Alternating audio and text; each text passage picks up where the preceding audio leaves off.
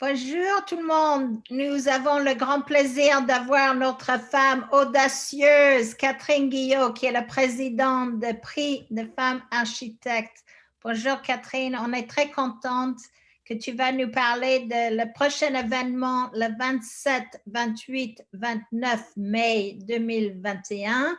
Pas en présentiel, ça va être en visio, donc le monde entier pourra participer en anglais. Donc, si Catherine Guillot, qui est la fondatrice et présidente de Femmes Architectes, si tu peux nous expliquer pourquoi tu as créé ce prix et qu'est-ce que ça apporte aux femmes et qu'est-ce que ça peut apporter aux jeunes architectes de demain. Bonjour Janishka, merci de votre invitation. C'est un grand plaisir pour moi d'être avec vous et je suis ravie d'avoir participé à certaines de vos actions avec Wire. Et bien sûr, nous allons commencer des connexions plus importantes pour amplifier notre action commune. Donc, j'ai fondé le prix des femmes architectes en 2013 car on a constaté que les femmes étaient très peu honorées, très peu célébrées et très peu connues. Donc, le Grand Prix de l'architecture en France, il y a à peine 3% de femmes qui sont, depuis 1975, pratiquement pas de femmes qui ont eu le prix de la femme, le Grand Prix de l'architecture. Quant au prix de Pritzker, c'est un peu la même chose, c'est 7% de femmes. Bon, il y a eu quelques efforts ces dernières années, mais il y a quand même un fossé à combler. Ce n'est pas parce qu'on va donner 2 fois le prix Pritzker à une équipe féminine que le fossé est définitivement comblé. Donc, on a des grands prix français et mondiaux, comme le Pritzker, mais en France, les femmes sont très peu présentes, à l'écart d'argent aussi, puisqu'elles ne sont que 13% à être reçues, alors qu'elles sont 30% dans la profession, et 50 voire 60% d'étudiantes. Donc, mon prix, je l'ai créé en 2013 avec le soutien du ministère de la Culture, du pavillon de l'Arsenal et de divers sponsors publics et privés, en même temps que les Anglaises, qui ont créé le prix des Architects Journal, qui est à peu près similaire, puisqu'il y a le prix des femmes de plus de 45 ans, les jeunes, et les femmes qui promeuvent l'architecture sans être forcément architectes. Ça peut être des journalistes, ça peut être des photographes. Donc, ce prix en Angleterre est un peu notre petit frère ou notre cousin. Et donc, en même temps, nous avons lancé à Paris le prix des femmes architectes pour les Françaises, pour mettre en valeur les femmes qui étaient peu connues et pour faire en sorte que l'on puisse avoir des modèles féminins pour les jeunes générations. Alors, les jeunes générations, on leur parle beaucoup de Le Corbusier ou de Ricciotti ou de Jean Nouvel, mais on leur parle très peu des femmes architectes, et notamment parce qu'il y a assez peu de femmes architectes qui sont professeurs titulaires. Et c'est encore un autre problème. Donc, depuis 2013, nous avons une édition tous les ans.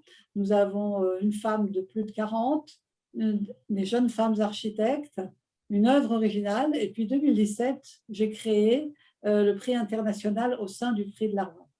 Donc, à chaque fois, nous avons des femmes de grande carrure et qui font des projets magnifiques, qui viennent répondre à nos projets, à notre appel d'offres pour le prix des femmes architectes. Vous avez Amanda Livette, Carmen Pinault, Benedetta Tagliabue, Anna Heringer.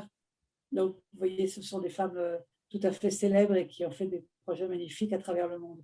Mais en même temps, ce qui est intéressant, c'est de voir que ces femmes, elles vont rencontrer aussi bien les jeunes femmes qui vont être lauréates que les femmes de plus de 40, et il va se créer une synergie et une osmose et une convivialité entre toutes ces femmes, et c'est ce qu'elles ont remarqué, et c'est pour ça qu'elles sont très heureuses de participer à ce prix.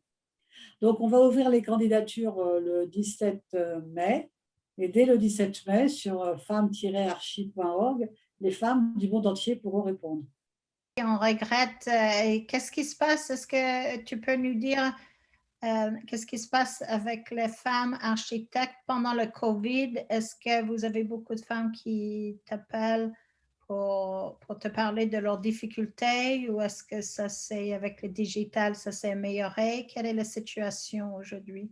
J'ai l'impression qu'il y a ceux qui ont beaucoup de travail et qui sont très tendus, parce que c'est très compliqué de gérer une équipe uniquement par Internet ou via Zoom, parce qu'on a quand même une perte en ligne des relations humaines avec cet outil, bien qu'il soit super pratique, commode, mais malgré tout, c'est plus compliqué.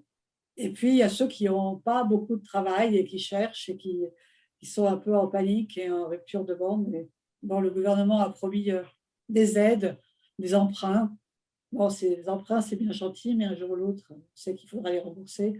Donc, c'est très difficile pour les femmes. Donc, effectivement, ce qui est important, c'est que celles qui en ont trop viennent en donner un peu à celles qui n'en ont pas assez, pour essayer de créer une espèce de répartition des richesses, parce qu'il y a des écarts absolument fondamentaux.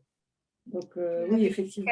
D'ailleurs, l'année dernière, il y a quelques années, il y a 2 femmes architectes qui sont réunies ensemble pour le prix et ils ont gagné ensemble. Donc, Exactement, oui, oui. Il y a des jeunes femmes architectes. Moi, on m'a demandé, connaissez-vous des architectes pour faire un projet? Je crois que c'est à Saint-Germain-en-Laye. Donc, j'ai fait une newsletter aux membres du réseau. Et 2 jeunes femmes, 2 équipes de jeunes femmes se sont groupées et elles ont eu le concours. Elles ont gagné le concours. Elles étaient drôlement ravies. Là, elles ont du travail pour 2 ou 3 ans.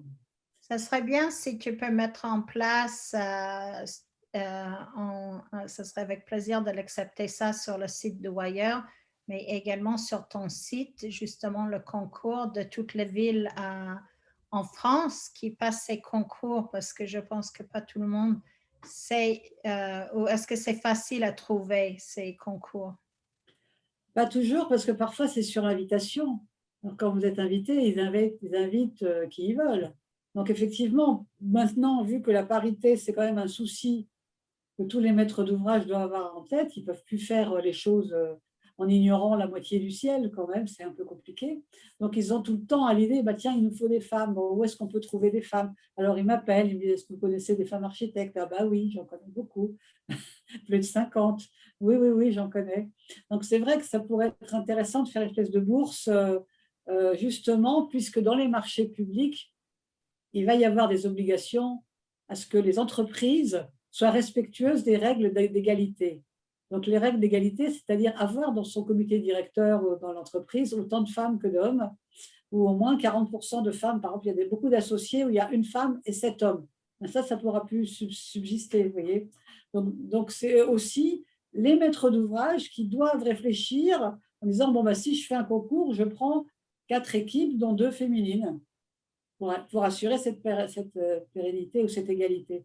Et donc, effectivement, on peut faire du lobbying auprès des collectivités locales, auprès des maîtres d'ouvrage, en leur disant, maintenant, ça suffit, arrêtez de choisir votre copain, ouvrez les portes aux femmes architectes parce qu'elles ont besoin de travailler autant que les hommes. C'est pas une question de besoin, leur vision vis-à-vis de l'habitat et de l'urbanisme est également sur le carbone zéro et des fois supérieur à le côté masculin aussi. Je vois que dans notre écosystème, de femmes est plus concernée ou fait plus de recherches sur ces points.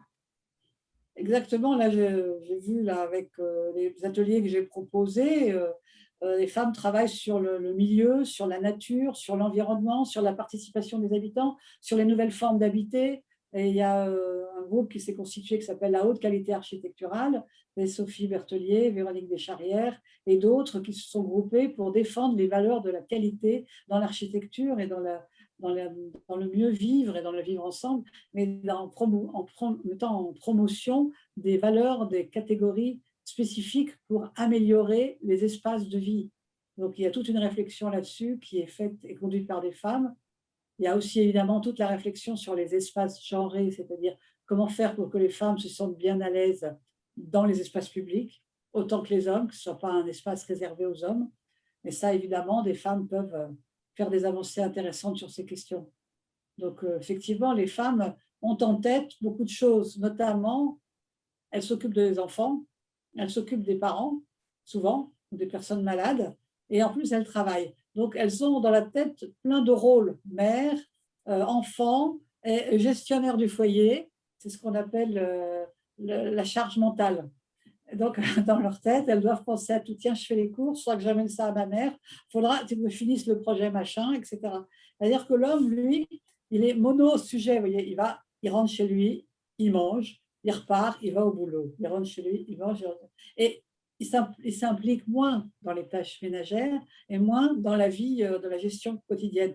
Ce qui fait que les femmes, elles comprennent ce que c'est qu'un espace de vie agréable.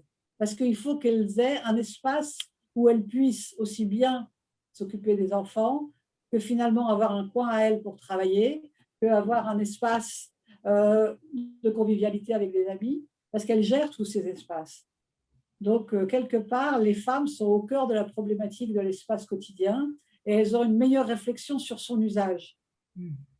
Et c'est vraiment fondamental parce que la question de la qualité de vie dans l'habitat, c'est une problématique essentielle. Donc, elles sont là à dire il faut donner des espaces ouverts, il faut qu'il y ait des espaces extérieurs où on aura un peu de jardin, un peu de soleil, un peu d'endroits pour se reposer. Et en même temps, il faut que les femmes aient aussi dans l'habitat un espace pour elles.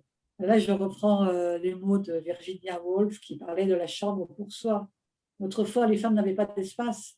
Elles avaient la cuisine, quelquefois un petit bout de bureau. C'est pour ça qu'elles ne pouvaient pas écrire. Parce que d'abord, c'était interdit, plus ou moins. On n'était pas respectueux des travaux des femmes. Et en plus, elles n'avaient pas d'endroit pour se concentrer. Donc là, maintenant, il faut que tout le monde ait un espace à vivre qui soit adapté aux besoins d'aujourd'hui. Et avec la Covid, on a bien vu que les modes de vie ont changé et qu'on ne peut plus se suffire de petits espaces comme les appartements parisiens pour les gens qui n'ont pas beaucoup de revenus. C'est plus tolérable. De vivre dans 30 mètres carrés ou 40 à 3, ça ne devient pas possible. Donc, il y a une vraie réflexion à mener sur l'habitat, sur les modes d'habiter et sur comment travailler et vivre ensemble dans des lieux suffisamment ouverts et appréciables pour que chacun puisse se retrouver, chacun puisse avoir sa place. Merci Catherine Guillot, la présidente le premier prix en France pour des femmes architectes. On te remercie beaucoup pour ces reconnaissances et tout ton travail. Et également sur ton site, on peut devenir membre. J'ai eu le grand plaisir d'assister à des présentiels que tu as organisés. Je ne sais pas si tu organises online avec tes membres de femmes architectes. Est-ce que tu fais des événements online avec des femmes architectes aujourd'hui qui sont membres de ton association? Déjà, il y a le 27, 28, 29 mai. Ensuite, il y aura certainement l'Assemblée générale de Women in Architecture où on va décider de nouvelles actions, des nouveaux projets. En septembre, on va faire des réunions sur les femmes architectes. Et en décembre, je vais organiser le prix, le 7 décembre. Le 6 décembre, c'est un lundi. Et on aura des visites architecturales en plus. On en aura des matinées, visites architecturales le 6, le 7 et le 8, avec des femmes lauréates du prix qui vont m'aider à organiser tout ça. Donc, effectivement, on a plein d'idées. Si vous êtes intéressés, écrivez-nous sur equal.arvha.org ou bien sur un de nos sites www.femmes-archi.org. Vous aurez toutes les informations sur ce qu'on a prévu. Mais sachez qu'en septembre, j'ai au moins 2 réunions prévues pour les femmes architectes. Okay, n'oublie pas tout le monde qu'il y a un nouveau réseau social qui s'appelle Clubhouse. Et donc, Catherine Guillot sera présente le 19 juin. On compte sur vous. Au revoir. À très bientôt. Merci à vous. Merci. Bonne journée. Au revoir. Au revoir.